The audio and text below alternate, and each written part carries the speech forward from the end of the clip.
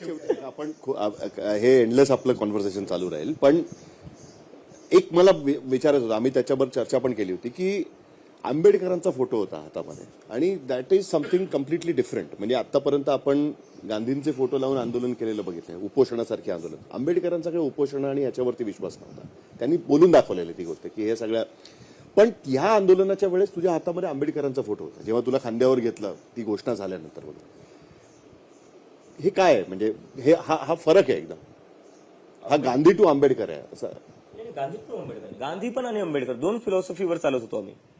गांधीचं peaceful आणि स्टेजवरती अनुजा मला दाखवते स्टेजवरती गांधी आणि आंबेडकर दोघे दिसत आहेत. स्पेसिफिकली म्हणून म्हटलं ना त्याच्या हातामध्ये गांधींची फिलॉसॉफी असणारे आणि आंबेडकरांचं जे सोशल जस्टिस साठी स्ट्रगल होता पूर्ण त्याच्यासाठी आहे. कारण की ही मुवमेंट जी आहे ती पण सोशल जस्टिस साठीच आहे. आणि आंबेडकरांबद्दल हे केलेलं आहे आपण की ना कुठं ना कुठं लिमिट केलेलं आहे आंबेडकरांना. पॉलिटिशियन्सनी केलेले आहे, पॉलिटिकल पार्ट्यांनी केलेले आहे, ते लिमिट नाही करता येणार आपल्याला. Ambedkar is not limited to a certain community. Dalit कम्युनिटीचेच आंबेडकर नाही, आंबेडकर या देशाचे आहे. पूर्ण देश जो चालतोय तो आंबेडकरच्या संविधानावर चालतोय, फक्त एक समाज नाही चालत आहे. आणि सगळ्यात जास्त आंबेडकरांनी कोणासाठी केलं जर आहे हे मला याचं खूप दुःख आहे की आपल्या देशात जेवढे पॉलिटिशियन आहे ना ते सारखे सारखे एकच गोष्ट म्हणतात, अंबेडकर बहुत महान नेता थे, दलितों का उद्धार किया. अरे दलितों का नहीं, औरतों का सबसे ज्यादा उद्धार किया. आंबेडकर नसते तर आपल्या देशात चाइल्ड मॅरेज बंद करायला ना अजून खूप डेकेड्स लागले असते. चाइल्ड मॅरेज सुरू राहिले असते, ते नसते ना अजूनही त्यासाठी झगडावं लागलं असतं. आंबेडकर जर नसते तर मुलींना शाळेत पाठवलं नसतं, कारण की तेव्हा मुलींना एज्युकेशनचं नव्हतं.